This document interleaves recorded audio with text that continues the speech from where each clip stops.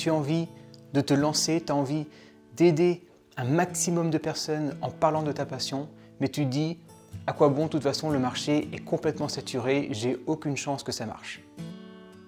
Vraiment ?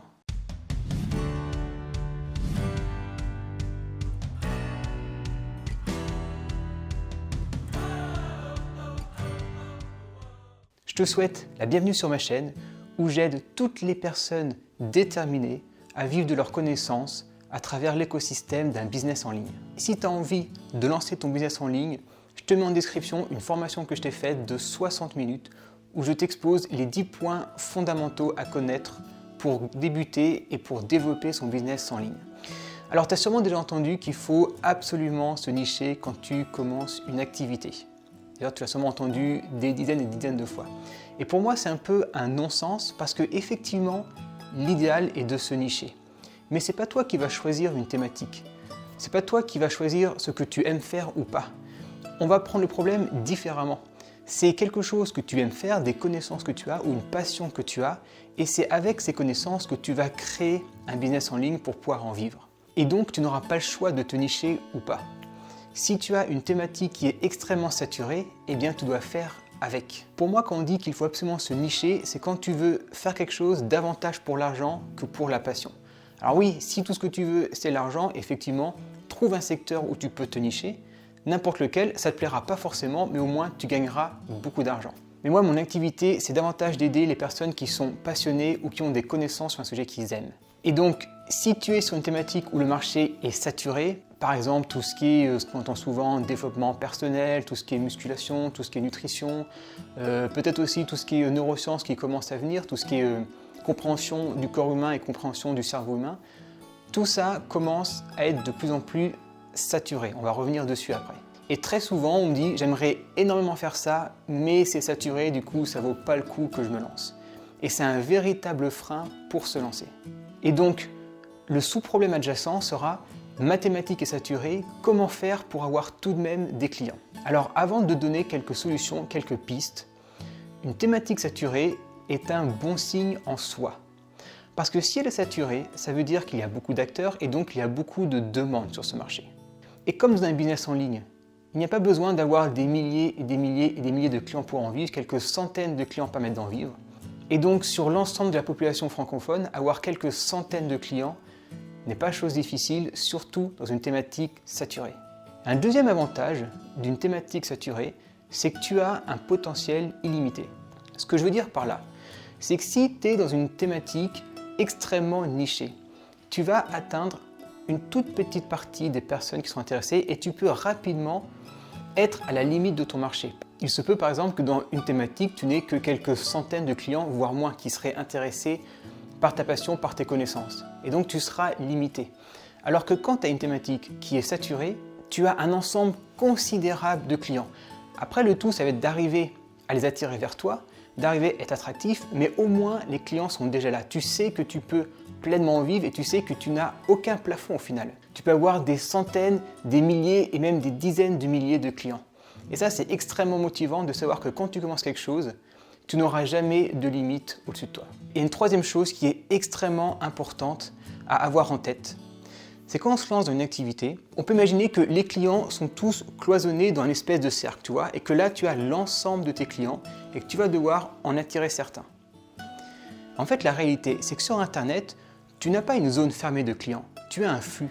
C'est-à-dire qu'effectivement, tu as des clients qui sont déjà sur Internet, que ce soit sur YouTube, sur les blogs, sur Instagram, sur les réseaux, etc. Mais ces clients-là, une partie va sans arrêt partir et une partie va sans arrêt arriver. Tu as tous les jours des nouveaux clients qui arrivent sur la toile et que tu peux facilement attirer vers toi. Donc ça, c'est important. Tous les jours, tu as de nouveaux clients. Par exemple, il suffit de voir sur les groupes Facebook. Les gros groupes Facebook, tu vois, quand tu veux t'inscrire, il y a marqué le nombre d'abonnés, le nombre de messages par semaine. Et donc tu vois, je ne sais plus exactement les chiffres, mais tu peux voir qu'il y a 100 nouvelles personnes qui rentrent dans le groupe toutes les semaines. Donc tu imagines 100 nouvelles personnes, donc 100 personnes qui ne sont pas encore clients chez d'autres personnes, qui arrivent fraîchement dans un groupe et qui ont besoin, ou qui ont un problème et qui ont besoin de le solutionner, et où tu peux les attirer à toi avant que d'autres personnes les attirent à eux. Donc effectivement, les personnes, les clients qui sont déjà sur Internet et qui sont déjà clients chez d'autres personnes, ça va être difficile de les amener vers toi. Mais il faut que tu penses à tous les nouveaux clients, les milliers de personnes qui viennent sur Internet et qui peuvent être de potentiels clients. En soi, un marché ne peut pas être saturé parce que même s'il y a des nouveaux acteurs qui vont vendre leurs connaissances, tu auras aussi un flux de clients qui vont sans arrêt arriver, un flux de potentiels clients. Et ça, c'est extrêmement bon signe. Parce que si tu es dans une niche où il y a très peu de clients et qu'une personne est déjà établie, il a réussi à capter ses clients et que tu n'as qu'une ou deux personnes toutes les semaines qui peut être potentiellement un nouveau client, ça va être très difficile d'en vivre une ou deux personnes par semaine. Arriver à en capter, on va dire 10 ou 20%, tu vois un peu, ça peut peut-être faire un ou deux clients par mois, ça ne sera pas suffisant pour en vivre. Alors que dans une thématique saturée, si tu mets en place de bonnes stratégies, tout le nouveau flux, tu pourras l'attirer vers toi. Et il y a aussi une quatrième chose, c'est ce que j'appelle le phénomène des bulles montantes. Au début, quand quelqu'un va sur une thématique, par exemple on va dire le sport, il va commencer à parler de problèmes précis. Ça va être les problèmes autour desquels il gravite, autour desquels il répond. Et petit à petit, il va grossir, toi tu imagines la bulle qui va grossir et monter. Toi, comme si elle était gonflée à l'hélium. Elle va monter et monter. Et cette personne peut toucher plus de monde parce qu'elle va du coup se dénicher entre guillemets, elle va toucher plus de monde et son message va être différent. Et ce qui fait qu'elle va monter et grossir et par conséquent elle va laisser la place à d'autres nouvelles personnes qui pourront avoir un message différent. Tous les petits vont commencer à grossir et relaisser la place aux nouveaux qui vont eux-mêmes grossir, etc. C'est un roulement sans fin si tu veux. Et sur une thématique donnée, quelqu'un qui est expert depuis 10 ans aura une approche pour les débutants par exemple qui sera trop éloignée. Ils préféreront quelqu'un qui commence parce qu'il sera vraiment dedans en fait, dans le commencement, dans le début, que quelqu'un qui serait là depuis 10 ans et qui s'adresserait à des personnes de façon avec un peu de recul, qui serait beaucoup moins sur le terrain au final. Et donc les personnes qui sont nouvelles sont forcément vouées à un moment ou donné à se déconnecter un peu de ce côté début, de ce côté lancement, qui permettra ensuite de laisser la place à des nouveaux. Toi, au final, le marché est quand même vachement bien fait quand tu y penses. Les clients arrivent tout le temps, les petits deviennent gros, donc oui, tu as de la place même sur les thématiques saturées. Par contre, effectivement, la stratégie à mettre en place sera différente qu'une stratégie quand tu es niché. On va voir comment on peut faire quand tu as une thématique saturée. Et avant de voir ça, à titre d'exemple personnel, j'ai lancé il y a un peu plus d'1 an une chaîne pour apprendre le piano. C'est une thématique où il y a pas mal de monde, que ce soit sur YouTube, où tu as des grosses chaînes YouTube. Alors en France, tu en as une, je ne sais plus, à 300 000 ou 400 000 abonnés, tu en as 2-3 autres qui en ont 50, 60 000. Tu as aussi des chaînes en Amérique, bon, eux, ils explosent tout. Tu as aussi énormément de blogs sur le piano, tu as plein de comptes Instagram, etc. Donc, c'est pas du tout un endroit où tu peux te nicher. Et pourtant, après m'être lancé il y a 1 an, alors que les gros youtubeurs étaient là depuis des années, voire des dizaines d'années, j'ai réussi à faire des vidéos qui ont fait plus de 20 000 vues. Et t'imagines, 20 000 vues, le nombre de clients que ça peut m'apporter. Et pourtant, est-ce que j'ai fait une vidéo extrêmement nichée? Est-ce que j'ai trouvé un concept innovateur? Pas du tout. J'ai fait une vidéo, quelque chose d'extrêmement classique, c'était quel piano choisir quand on débute le piano.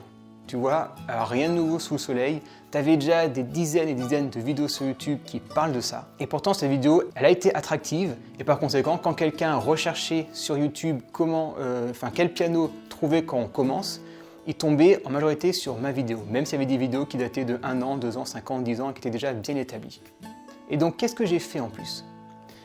J'ai simplement appliqué une règle et c'est le seul levier que je vais te donner et que tu peux appliquer dès maintenant et qui est très efficace, c'est d'essayer de faire un peu mieux que ce que font tes voisins à côté. C'est-à-dire que tu regardes un peu tout ce que les personnes font autour de toi sur le réseau où tu es, bon, on va prendre YouTube, tu vois un peu ce qu'ils font et tu vois les petites choses que tu peux améliorer. Moi, pour ma vidéo sur quel piano choisir, j'ai regardé un peu ce qui se faisait autour de moi et à chaque fois, il manquait des trucs, on donnait 2-3 pistes, mais c'était pas exhaustif. Et quand on commence quelque chose, c'est vraiment important d'avoir l'ensemble en fait, d'avoir une vue d'ensemble et d'avoir chaque point pour ne rien louper. Parce que si tu choisis bien un piano, mais qu'il y a d'autres choses que tu prends pas en compte, ton achat ne sera pas forcément le meilleur et tu vas regretter et ça va pas être génial, quoi. Donc j'ai fait une vidéo très précise sur le sujet, une vidéo exhaustive, une vidéo aussi avec des images pour expliquer, parce que quand on est débutant sur le piano et qu'on parle des marteaux, de la frappe de touche, on ne sait pas ce que c'est, donc montrer un peu comment ça se passe pour ressentir un peu les choses. Et j'ai fait une vidéo comme ça qui était bien construite, qui était assez longue il me semble. Et ça m'a permis, comme tu sais sur YouTube, d'avoir beaucoup d'engagement, d'avoir un watch time assez élevé et YouTube me recommande ta vidéo. Ce qui montre bien que même sur une thématique qui est saturée, sur un sujet qui est très banal, si tu trouves un angle un peu différent de ce que font tes voisins à côté, si tu trouves une approche un peu différente, ça peut marcher. Et donc pour ta thématique, ce que je t'invite à faire, c'est de regarder tes 10 plus gros concurrents sur YouTube ou là où tu essaies de te positionner. Regarde un peu ce qu'ils font et essaie de voir ce qui manque et ce que tu pourrais apporter en plus. Ça peut être très bien une qualité vidéo meilleure.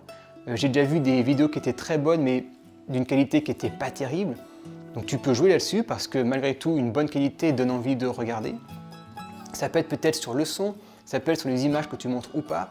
Ça peut être sur, imaginons que tu fais des vidéos, par exemple le sport, et ben ça va être de mettre des images, des postures, avec peut-être mettre les muscles qui sont engagés sur chaque position pour vraiment comprendre, chose que tu ne peux pas voir sur une vidéo avec un corps humain.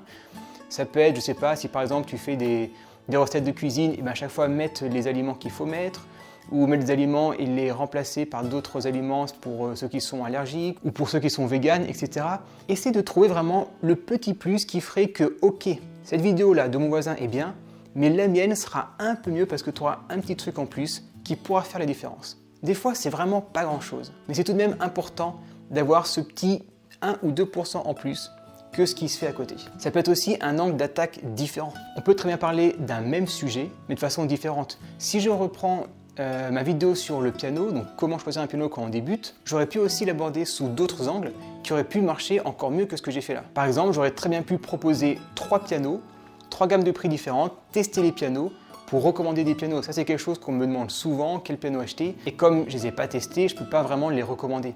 Mais si je vais refaire une vidéo qui devrait un peu supplanter la mienne, je ferai ce que j'ai fait plus un test de 3 claviers à des prix différents pour anticiper ces questions et répondre dans la vidéo. J'aurais aussi très bien pu faire une vidéo que j'aurais appelée « Pourquoi est-ce important de bien choisir son clavier ?» Il y a 2 autres choses aussi très importantes avec le fait de faire un petit peu mieux que ce que font tes voisins ou un peu différent. Ça va être d'être régulier, ça c'est hyper important, sois régulier. Tout le monde n'est pas forcément régulier sur Internet. Si toi tu l'es, ça peut te permettre de faire la différence dans ta thématique et de petit à petit émerger par rapport aux autres. Et la 3e chose, ça va être ta personnalité.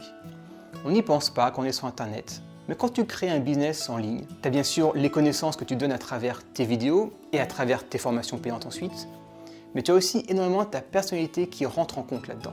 Donc n'aie pas peur des fois de parler un peu de toi, un peu de ce que tu fais de ton temps personnel, faire part de temps en temps de tes opinions, ça va te permettre de créer ce qu'on appelle un personal branding. Alors c'est quelque chose qui n'est pas forcément facile à maîtriser, surtout si tu n'es pas très à l'aise devant une caméra, mais tu peux très bien te créer un compte par exemple Instagram où tu partages un peu ton quotidien en story, ça marche très bien et ça permet encore une fois d'émerger un peu au-dessus de la masse parce que forcément quand une thématique est saturée, tu as une masse énorme de personnes, mais dis-toi bien que dans cette masse, tu as plein de personnes qui ne sont pas réguliers, tu as plein de personnes qui n'ont pas forcément une stratégie claire, une stratégie gagnante et qui vont un peu y aller au petit bout dans la chance et se démotiver rapidement.